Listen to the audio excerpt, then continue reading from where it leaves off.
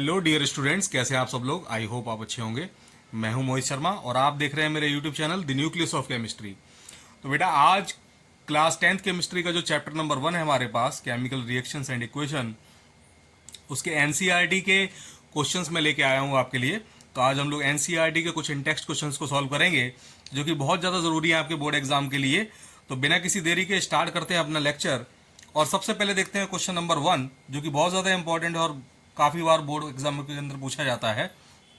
Question number 1 है हमारे पास, why should a magnesium ribbon be cleaned before burning in air. Magnesium ribbon जिसको हम लोग बर्न करते हैं, उसको बर्न करने से पहले क्लीन क्यों किया जाता है, सैंड पेपर से रब क्यों किया जाता है, क्यों ज़रूरी है उसको सैंड पेपर से रब करना ताकि हम लोग उसको प्रॉपर तरीके से बर्न कर सकें।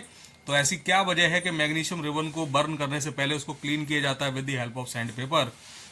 तो उसकी वजह यह है कि मैग्नीशियम आपको पता है एक रिएक्टिव मेटल है, और एक रिएक्टिव मेटल की खासियत ये होती है कि वो ऑक्सीजन जो कि हमारे पास एयर के अंदर प्रेजेंट होती है उसके साथ कंबाइन करके बड़े आराम से ऑक्सीजन के साथ में कंबाइन करके ऑक्साइड की लेयर का फॉर्मेशन करती है। तो ये मैग्नीशियम जो है उसको समझिए, मैग्नीशियम सॉलिड कंडीशन में आपने रिबन लिया और ये एयर के कांटेक्ट में आके जिसमें ऑक्सीजन गैस प्रेजेंट होती है उसके साथ कंबाइन करके मैग्नीशियम रिबन के ऊपर एक प्रोटेक्टिव लेयर बन जाती है मैग्नीशियम ऑक्साइड की। और ये जो मैग्नीशियम ऑक्साइड है इसकी वाइट कलर की जो प्रोटेक्टिव लेयर है, ये मैग्नीशियम रिबन को आगे ऑक्सीजन के साथ में रिएक्ट करने से या फिर प्रॉपर बर्निंग में हिंड्रेंस जो है प्रोड्यूस करती है, रुकावट पैदा करती है, जिसकी वजह से आपका जो मैग्नीशियम रिबन है वो प्रॉपर तरीके से बर्न नहीं हो पाता। तो इस प्रॉब्लम को दूर करने के लिए, ताकि मैग्नीशियम का रिबन प्रॉपर तरीके से बर्न हो सके, हमारी जो रिएक्शन है वो अच्छी तरीके से चल सके, हमको क्या करना पड़ता है, मैग्नीशियम रिबन को क्लीन करना पड़ता है with the help of sand paper. तो आई थिंक आपको समझ में आया होगा मैग्नीशियम रिबन को क्यों क्लीन करना पड़ रहा है, क्योंकि मैग्नीशियम मेटल एक रिएक्टिव मेटल है जो कि ऑक्सीजन के साथ में कंबाइन करके मैग्नीशियम ऑक्साइड की लेयर का प्रोडक्शन करती है। मैग्नीशियम ऑक्साइड की जो लेयर है जो कि मैग्नीशियम रिबन के ऊपर आ जाती है वो एक प्रोटेक्टिव लेयर है, और ये जो प्रोटेक्टिव लेयर है हमारी, ये क्या काम करती है, मैग्नीशियम को प्रॉपर बर्न करने से, प्रॉपर बर्निंग करने से रोकती है। इसलिए हमको क्या करना पड़ता है, ये जो ऑक्साइड की लेयर है जो कि प्रोटेक्टिव लेयर है इसको हटाना पड़ता है। चलिए नेक्स्ट क्वेश्चन देखते हैं हमारे पास। तो नेक्स्ट क्वेश्चन है हमारे पास, write the balanced equation for the following chemical reaction, जिसमें हमारे पास ये कुछ रिएक्शंस दी हुई हैं। और फिर क्वेश्चन नंबर 3 है हमारे पास, write a balanced chemical equation with state symbols for the following reaction. तो ये जो क्वेश्चन नंबर 2 और 3 हैं ये ऑलरेडी मैं आपको सॉल्व करवा चुका हूँ। हमारा जो लेक्चर नंबर 4 है वो बैलेंसिंग ऑफ केमिकल इक्वेशन पे बेस्ड है। और इसके बाद लेक्चर नंबर 5, इस लेक्चर नंबर 5 के अंदर हम लोगों ने क्या काम किया है, लेक्चर नंबर 5 के अंदर मैंने आपको ये जो क्वेश्चन है इंटेक्स्ट क्वेश्चन जो कि क्वेश्चन नंबर 2 है हमारे पास और क्वेश्चन नंबर 3, ये दोनों क्वेश्चन का डिटेल में मैंने आपका वीडियो बना रखा है। तो आप इसको प्लेलिस्ट में जाके, प्लेलिस्ट बना रखी है मैंने चैनल पे, वहाँ पर आप इसका सॉल्यूशन देख सकते हैं क्वेश्चन नंबर 2 और क्वेश्चन नंबर 3 का। चलिए मूव करते हैं हम लोग नेक्स्ट क्वेश्चन की तरफ, जो कि हमारे पास क्वेश्चन नंबर 4। और ये क्वेश्चन नंबर 4 क्या है, जरा इसको रीड करते हैं। क्वेश्चन नंबर 4 है हमारे पास, a solution of substance capital X is used for white washing. एक हमारे पास सब्सटेंस है कैपिटल एक्स जिसका इस्तेमाल वाइट वॉशिंग में होता है, घर में इस्तेमाल होता है। आजकल तो बहुत कम इस्तेमाल हो रहा है लेकिन पहले बहुत इस्तेमाल हुआ करता था। तो एक सब्सटेंस है हमारे पास कैपिटल एक्स जिसका हम लोग वाइट वॉशिंग में या फिर घर पे जो रंगाई पुताई का काम होता है उसमें इस्तेमाल करते हैं। आपसे पूछा गया है name the substance x and right it's formula. तो वो आपको बताइए कि वो जो सब्सटेंस एक्स है वो कौन सा है और उसका केमिकल फॉर्मूला क्या है।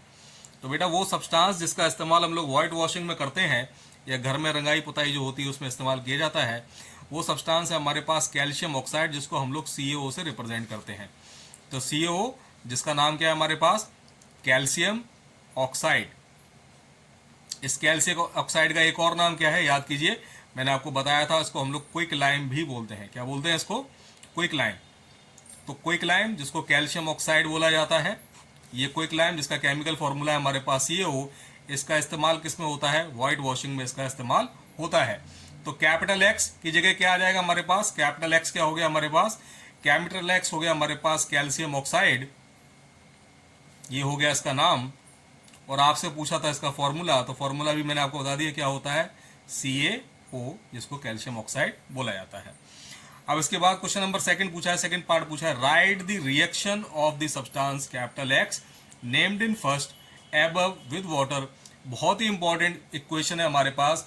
और जो कॉम्बिनेशन रिएक्शन मैंने आपको बताई थी, टाइप्स ऑफ केमिकल रिएक्शन, और फर्स्ट रिएक्शन थी हमारे पास कॉम्बिनेशन रिएक्शन, और ये एक्सोथर्मिक रिएक्शन का भी एग्जाम्पल है हमारे पास। तो वो रिएक्शन क्या है, जब आप कैल्शियम ऑक्साइड जो कि सॉलिड फॉर्म में मिलेगा आपको, अगर आप इसको वाटर के अंदर प्लेस करेंगे, पानी के अंदर प्लेस करेंगे जो कि लिक्विड कंडीशन में होगा, तो क्या होता है हमारे पास, ये जो कैल्शियम ऑक्साइड है जिसको क्विक लैम्प भी बोलते हैं, ये कैल्शियम हाइड्रोक्साइड यानी CaOH होल ट्वाइस में कन्वर्ट हो जाता है। और इस ड्यूरेशन में लार्ज अमाउंट में हीट एनर्जी क्या होती है हमारी, रिलीज होती है। यानी ये एक कॉम्बिनेशन रिएक्शन भी है। कॉम्बिनेशन क्यों है, क्योंकि यहाँ पर देखिए नंबर ऑफ रिएक्टेंट्स कितने हमारे पास, 2, and these number of reactant gets combined together to give us a single product which is known as calcium hydroxide. That's why this reaction is also known as combination reaction. अब ये एक और reaction भी है, इसको हम लोग exothermic reaction भी बोलते हैं। Now why it is exothermic reactions, because exothermic reactions are all those reactions in which large amount of heat energy is released during the progress of the reaction. तो इस रिएक्शन में क्योंकि पानी boil होना start हो जाता है, इतनी ज्यादा हीट एनर्जी रिलीज होती है। इसके लिए भी मैंने एक शॉर्ट्स डाल रखा है अपने चैनल पे, आप उसको भी जाके चेक कर सकते हैं, इस रिएक्शन को देख सकते हैं वहां पर। तो ये कैल्शियम ऑक्साइड जब पानी के अंदर प्लेस करते हैं, कैल्शियम हाइड्रोक्साइड में जब ये कन्वर्ट होता है, तो उस ड्यूरेशन में क्योंकि लार्ज अमाउंट में हीट एनर्जी रिलीज होती है, तो ये जो रिएक्शन है उसको हम लोग combination as well as exothermic reaction के नाम से भी जानते हैं। चलिए नेक्स्ट क्वेश्चन देखते हैं, नेक्स्ट क्वेश्चन की तरफ मूव करते हैं।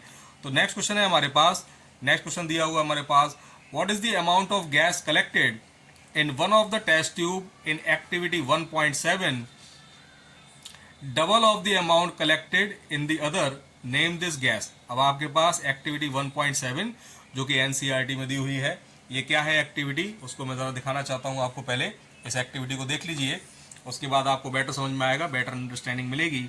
तो ये एक्टिविटी समझिए क्या है, इस एक्टिविटी को चेक कीजिए। आपकी NCERT में ये एक्टिविटी दे रखी है, जहाँ पर आपको एक सेटअप दे रखा है कि एक मग लिया गया है। इस मग के अंदर क्या काम किया गया है, बॉटम पोर्शन पे 2 होल किए गए हैं जहां पर इन्वर्टेड टेस्ट ट्यूब्स लगाई गई हैं, और इन इन्वर्टेड टेस्ट ट्यूब्स में ग्रेफाइट की रॉड्स लगाई गई हैं। इन ग्रेफाइट की रॉड्स को हम लोग इलेक्ट्रोड्स बोलते हैं। इलेक्ट्रोड्स वो सब्सटेंसेस होते हैं जिनसे इलेक्ट्रिक करंट पास कराया जाता है। और फिर फाइनली इसके अंदर स्टॉपर लगा दिया जाता है, और स्टॉपर लगाने के बाद फिर क्या काम करते हैं, इसके अंदर हम लोग पानी भर देते हैं, पानी प्लेस करते हैं। पानी प्लेस करने के बाद फिर क्या काम किया जाता है, इसके अंदर इलेक्ट्रिक करंट पास कराया जाता है with the help of battery. एक आपका जो मेटल का इलेक्ट्रोड है वो बैटरी के नेगेटिव टर्मिनल से कनेक्ट कर दिया जाता है। जो बैटरी के नेगेटिव टर्मिनल से कनेक्ट किया जाता है वो कहलाता है हमारे पास कैथोड, और वो इलेक्ट्रोड जिसको बैटरी के पॉजिटिव टर्मिनल से कनेक्ट किया जाता है वो बन जाता है हमारा एनोड। जैसे ही हम लोग इलेक्ट्रिक करंट पास कराते हैं तो हम ये देखते हैं कि यहाँ पर बबल्स का फॉर्मेशन होना स्टार्ट हो जाता है इन टेस्ट ट्यूब के अंदर, जो कि ये इंडिकेट करता है कि यहाँ पर कुछ गैसेस लिबरेट हो रही हैं। तो एक गैस अगर आप H2O का इलेक्ट्रिकल डिकम्पोजिशन करते हैं, तो ये रिएक्शन आपको बताई भी थी मैंने जब डिकम्पोजिशन रिएक्शन पढ़ाई थी। इस प्रोसेस को हम लोग इलेक्ट्रोलाइसिस बोलते हैं। तो इस इलेक्ट्रोलाइसिस प्रोसेस के दौरान क्या होता है, एक इलेक्ट्रोड में हमारे पास हाइड्रोजन गैस रिलीज होती है और एक के अंदर ऑक्सीजन गैस रिलीज होती है। हमको कैसे पता लगेगा कि कहाँ ऑक्सीजन गैस रिलीज हो रही है, कहाँ हाइड्रोजन गैस रिलीज हो रही है? तो हाइड्रोजन और ऑक्सीजन का जो रेशियो है आपके वाटर मॉलिक्यूल में, वो रेशियो क्या है, 2:1। H2O केमिकल फॉर्मूला है हमारे पास। तो जो रेशियो है हमारे पास क्योंकि 2:1 है, तो जितना ऑक्सीजन गैस रिलीज होगी उसका जस्ट डबल अमाउंट में क्या गैस रिलीज होगी आपके पास, हाइड्रोजन गैस। तो आप जरा इन दोनों टेस्ट ट्यूब को देखिए, आपको नजर आएगा कि ये जो एनोड के साइड में हमारे पास टेस्ट ट्यूब है, इसमें जितना हाफ स्पेस वैकेंट है उसका जस्ट डबल हाफ स्पेस आपका कैथोड के साइड की टेस्ट ट्यूब में आपका वैकेंट है। तो ये इंडिकेशन इस बात का कि कैथोड साइड में जो गैस रिलीज हो रही है उसका अमाउंट एनोड साइड में रिलीज होने वाली गैस के अमाउंट का डबल है। और अभी मैंने आपको बताया क्योंकि रेशियो जो है हाइड्रोजन और ऑक्सीजन का 2:1 है, इसका मतलब ये है कि ये जो नेगेटिवली चार्ज आपका इलेक्ट्रोड है जिसको हम लोग कैथोड भी बोल रहे हैं, वहां पर हाइड्रोजन गैस लिबरेट हो रही है, जबकि पॉजिटिवली चार्ज इलेक्ट्रोड जो है आपका जिसको हम लोग एनोड के नाम से जान रहे हैं, वहां पर कौन सी गैस रिलीज हो रही है आपके पास, ऑक्सीजन गैस रिलीज हो रही है। तो ये है आपके पास एक्टिविटी 1.7। चलिए मूव करते हैं अपने क्वेश्चन की तरफ, और क्वेश्चन देखिए फिर से आपको क्या क्वेश्चन दिया गया है। अब तो क्वेश्चन आपको समझ में आ जाएगा, बिल्कुल सॉल्व हो चुका है क्वेश्चन। क्वेश्चन पूछा गया है, why is the amount of gas collected in one of the test tube activity दे रखी है 1.7, double of the amount collected in the other, name this gas. तो अभी मैंने आपको बताया कि हाइड्रोजन और ऑक्सीजन का जो एटॉमिक रेशियो है वो क्योंकि 2:1 है, तो इसका मतलब ये है कि जो हाइड्रोजन गैस है वो कितने अमाउंट में रिलीज होगी, डबल अमाउंट में रिलीज होगी। ये डबल अमाउंट में रिलीज होगी किसके कंपैरिजन में, किसके कंपैरिजन में, ऑक्सीजन गैस के कंपैरिजन में। क्यों रिलीज होगी, रीजन क्या है, because the atomic ratio of hydrogen and oxygen is 2:1 in case of H2O। तो अब गैस का नाम भी पूछा था, तो गैस का नाम आपको समझ में आ ही गया होगा। ये जो डबल अमाउंट में गैस रिलीज हो रही है ये कौन सी गैस है हमारे पास, हाइड्रोजन गैस है। कभी कभार इसी क्वेश्चन को ट्विस्ट करके भी पूछ लेता है, वो आपसे डबल ना देके पूछ लेता है कि हाफ अमाउंट में कौन सी गैस रिलीज होगी दूसरे के कंपैरिजन में, तो वहां पर आंसर क्या हो जाएगा आपका, वहां पर आंसर हो जाएगा आपके पास ऑक्सीजन गैस। तो अगर हाफ पूछता है, एक के कंपैरिजन में हाफ किस में कलेक्ट हो रही है और ये गैस का नाम क्या है, तो हाफ जो गैस कहलाएगी वो आपकी कौन सी होगी, ऑक्सीजन गैस। तो आई होप आपको ये क्वेश्चन समझ में आ गया होगा। चलिए मूव करते हैं नेक्स्ट क्वेश्चन की तरफ। और नेक्स्ट क्वेश्चन है हमारे पास, why does the colour of copper sulphate solution changes when an iron nail is dipped in it. Copper sulphate का जो कलर होता है वो ब्लू कलर होता है। ये ब्लू कलर के क्रिस्टल्स होते हैं और इनको पानी के अंदर जब मिक्स किया जाता है, जब एक्वस सॉल्यूशन तैयार किया जाता है तो वो भी आपका ब्लू कलर्ड सॉल्यूशन होता है। और इस ब्लू कलर्ड सॉल्यूशन के अंदर, जैसे सपोज मान लीजिए हमारे पास ये बीकर है और इसके अंदर हम लोगों ने ये कॉपर सल्फेट का एक एक्वस सॉल्यूशन तैयार किया, CuSO4 एक्वस, जो कि एक ब्लू कलर्ड सॉल्यूशन है। और अब इसके अंदर हम लोग क्या काम कर रहे हैं, एक आयरन नेल प्लेस किए दे रहे हैं। एक आयरन नेल हम लोगों ने प्लेस की, जो कि किसकी बनी हुई है हमारे पास, ऑब्वियसली आयरन की बनी होगी। Fe सॉलिड प्लेस किया है इसके अंदर। और उसके बाद ये पूछ रहा है कि कुछ समय बाद क्या होता है कि जो कलर होता है वो चेंज हो जाता है। अब ऐसा क्यों हुआ, क्योंकि रिएक्टिविटी सीरीज, मेटल की रिएक्टिविटी सीरीज, जिसको याद करने की ट्रिक भी मैंने आपको बता रखी है, तो वो किसी को अगर नहीं पता रिएक्टिविटी सीरीज तो प्लेलिस्ट में जाके चेक कर सकता है, वहां पर वीडियो डला हुआ है इसके ऊपर भी। तो वहां से अगर आप जाकर देखेंगे तो iron is more reactive than copper. तो आयरन की क्योंकि रिएक्टिविटी कॉपर से ज्यादा है, तो यहाँ पर एक डिस्प्लेसमेंट रिएक्शन पॉसिबल होगी। ये जो आयरन है वो क्या काम करेगा, ये जो Fe सॉलिड है, जब आप इसको प्लेस करेंगे कॉपर सल्फेट के अंदर, CuSO4 एक्वस के अंदर, so because of the high reactive nature of iron in comparison to copper, ये अपना खुद का सल्फेट बना लेगा FeSO4 एक्वस, और जो कॉपर है आपका वो बाहर हो जाएगा कॉपर सॉलिड के रूप में। तो क्या हो रहा है हमारे पास इस प्रोसेस के अंदर, क्या हो रहा है फिर से समझ लीजिए, क्या रिएक्शन चल रही है हमारे पास, रिएक्शन हो रही है हमारे पास, Fe सॉलिड कंबाइंड कर रहा है हमारे पास CuSO4 एक्वस के साथ, और हमको क्या मिल रहा है, हमको मिल रहा है FeSO4 यानी आयरन सल्फेट एक्वस, जो कि ग्रीन कलर्ड सॉल्यूशन होता है। और यहाँ पर क्या होगा हमारे पास, जो कॉपर है वो सॉलिड के रूप में डिपॉजिट हो जाएगा। ये आयरन नेल के ऊपर डिपॉजिट हो जाएगा आपका। आयरन नेल को जब आप बाहर निकालेंगे तो कॉपर का जो रेडिश ब्राउन पोर्शन है वो आपको नजर आएगा इसके ऊपर, ऐसा लगेगा कि जैसे कॉपर की कोटिंग हो चुकी है इस आयरन नेल के ऊपर। तो ये क्या हो रहा है हमारे पास, एक डिस्प्लेसमेंट रिएक्शन चल रही है। कौन सी रिएक्शन चल रही है हमारे पास, डिस्प्लेसमेंट रिएक्शन चल रही है। तो डिस्प्लेसमेंट रिएक्शन का मतलब क्या है, those reaction in which more reactive metal displaces less reactive metal from its salt solution, वो क्या कहलाती है हमारे पास, डिस्प्लेसमेंट रिएक्शन। तो कलर चेंज क्यों हो रहा है, because of the displacement reaction, क्योंकि iron is more reactive than copper, तो वो कॉपर को उसके सॉल्ट सॉल्यूशन यानी कॉपर सल्फेट से डिस्प्लेस कर देता है। आयरन अपना खुद का ग्रीन कलर्ड सल्फेट बना लेता है और कॉपर बाहर हो जाता है, इसलिए कलर क्या होता है आपका, चेंज हो जाता है। ओके, नेक्स्ट हमारे पास क्वेश्चन नंबर 7। तो क्वेश्चन नंबर 7 दिया आपके पास, given example of double displacement reaction other than the one given in activity 1.10। तो 1.10 में जो आपके पास डबल डिस्प्लेसमेंट रिएक्शन का एग्जांपल दिया था, उसको छोड़ के कोई भी एक एग्जांपल आपसे पूछा गया है, आपको दिखाना है। तो कोई भी एक एग्जांपल ले लीजिए, बहुत सारे एग्जांपल हैं। क्या हम लिख सकते हैं, हम लोग लिख सकते हैं सोडियम सल्फेट, सोडियम सल्फेट ले लिया हमने, इसका एक एक्वा सॉल्यूशन ले लिया।